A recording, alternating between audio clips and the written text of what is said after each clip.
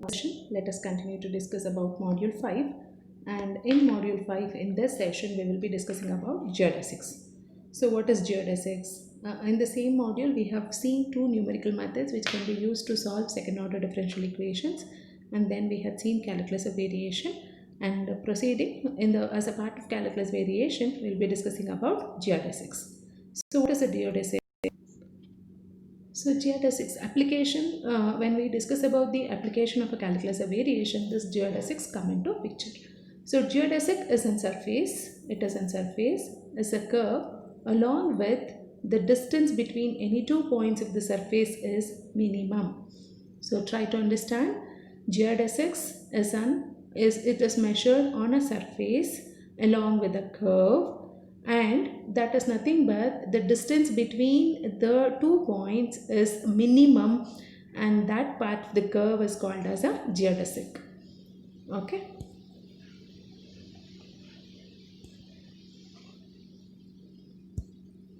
So now when we discuss about the geodesic, and we are talking about the shortest distance, the shortest path joining 2 points on a surface.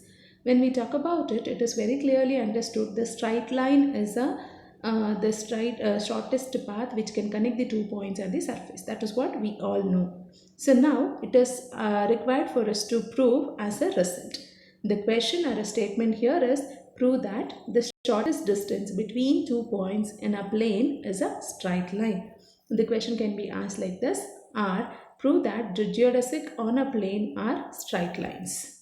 So now let us try to prove it. So while proving it, let us consider a general curve y is equal to y of x.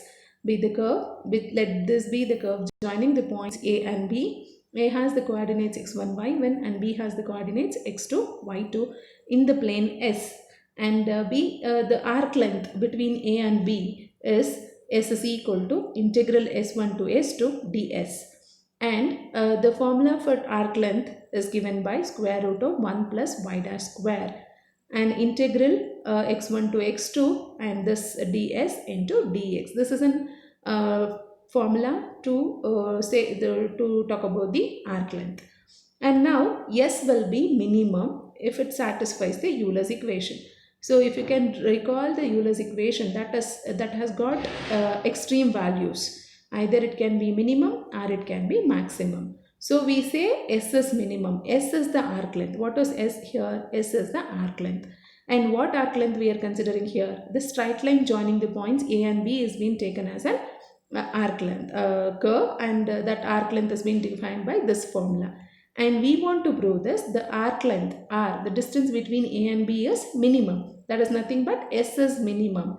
And when do we say S is minimum? If it satisfies the Euler's equation, dou f by dou y minus d by dx of dou f by dou y dash is equal to 0. So now let us take f. F here is, so when I compare this as an I, integral x1 to x2, f of x y y dash dx, and when we take this as an I, and whatever the integrand we have, that will be our f. So f here is square root of 1 plus y dash square. And Euler's equation. So let us differentiate f partially with respect to y and y dash and substitute it in the Euler's equation. So once we do that, partial differentiation of f with respect to y is 0 because there is no y terms, and all other terms act as a constants when we differentiate with respect to y dash partially.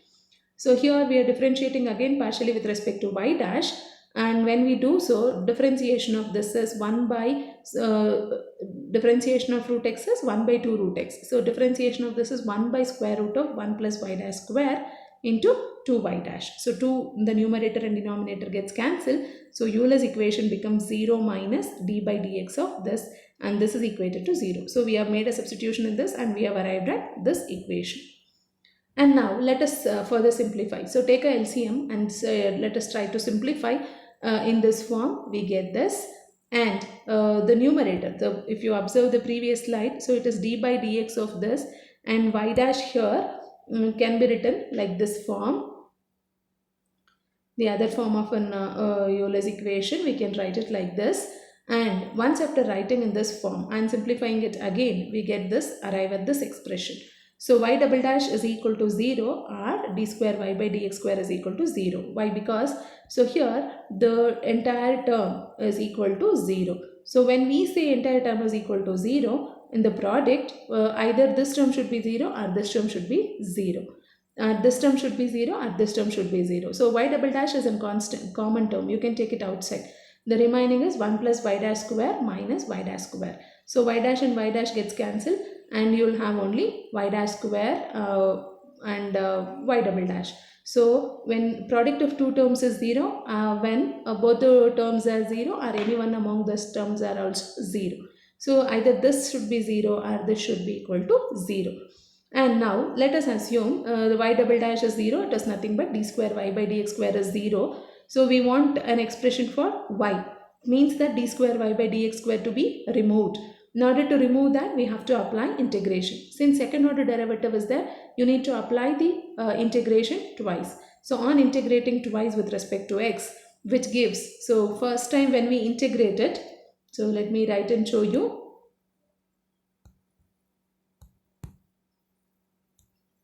So let me write and show you on first integration, this d square y by dx square. So d square y by dx square can be written as d by dx of dy by dx. Okay, so when we do integration with respect to x first, this term will be eliminated and constant of integration appears to be e. So this will get cancelled and a appears. So again we have dy by dx is equal to a and we are going to integrate again. So on integrating we get d by dx and integral gets cancelled, we get y. On the other side we have a and integration of 1 is x and the constant of integration again we get it as b. So therefore on integration we have we get y is equal to ax plus b, which is a straight line. So what is that we have concluded here is we have considered a curve joining the points a and b and we have taken the arc length and we have assumed that a and b is a straight line and we have to prove that the arc length what we have considered as a straight line. That is how we had got the answer also as a straight line. We could prove that result. Hence the proof there. So now let us see some examples. So how exactly this can be utilized to find the geodesics. So question here is find the geodesics on a surface given that the arc length on the surface is this. So now let us consider f. So this is s and I assume that this is going to be I and I is equal to some integral. The integrand is our f. So here f is equal to square root of x into 1 plus y dash square. Consider the Euler's equation of the standard form. So we need dou f by dou y and dou f by dou y dash. Differentiate f partially with respect to y and y dash. So when we differentiate f partially with respect to y, we get 0 and when we do it with respect to y dash, we get this term. So substitute both the derivatives in this equation, which is 0 minus d by dx of x y dash by square root of x into 1 plus y dash square, which is equal to 0. So now since this is 0, you can transfer this towards the other side. Even minus also can be transferred towards the other side. D by dx of this. And here root x. So here in the denominator you have root x and numerator x. This x can be written as root x into root x. Root x into root x. Therefore, one root x in the denominator gets cancelled with one root x in the numerator and we have root x in the numerator, y dash is as it is and the denominator is this, which is equated to 0. And now we need to eliminate this d by dx. Our aim is to get y. So other than y, what and all the terms are there, either we have to cancel them or we have to find some option to eliminate them. So d by dx need to be eliminated. Since d by dx is a derivative, the inverse process is integration. We need to integrate. So integrate with respect to x. So once we take an integration with respect to x, d by dx is the derivative with respect to x, gets cancelled. And root x y dash divided by square root of 1 plus y dash square and constant of integration k appears here. Now let us square on both the sides. So once we make a square, root x becomes x y dash square, which is equal to this k becomes k square and transfer this towards the other side and take the square, it is 1 plus y dash square, which can also be written as x minus k square into y dash square is equal to k square. Now keep y dash here, transfer the remaining terms towards the other side. So y dash is nothing but dy by dx.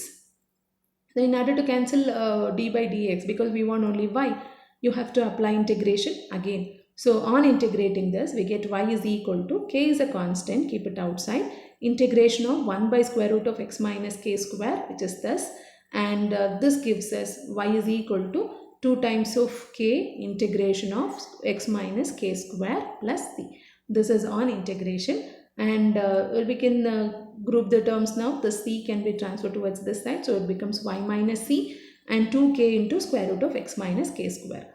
To avoid the square root, we can square on both the sides, so it is y minus c square is equal to 4k square into x minus k square. This is the required geodesic for the given arc length on the surface, and this geodesics can be observed as a parabola here. So now let us look at the hanging chain cable problem. So a heavy cable hangs freely under the gravity between two fixed points. Show that the shape of the cable is catenary. This is a question. So this is also called as hanging chain cable problem. So let us assume that there are two fixed points and a cable has been hanged. So once it is hanged, it takes a U shape because of the gravity. So the statement of the problem is a heavy cable hangs freely under gravity between two fixed points. Show that the shape of the cable is catenary. So look at the solution now. Consider the point A and B. A is having the coordinates x1, y1 and B is having the coordinates x2, y2 and points of the hanging cable. Let us consider an elementary arc length delta S of the cable. So I'll draw and show you a cable. So assume these are the two fixed points. This is A and B.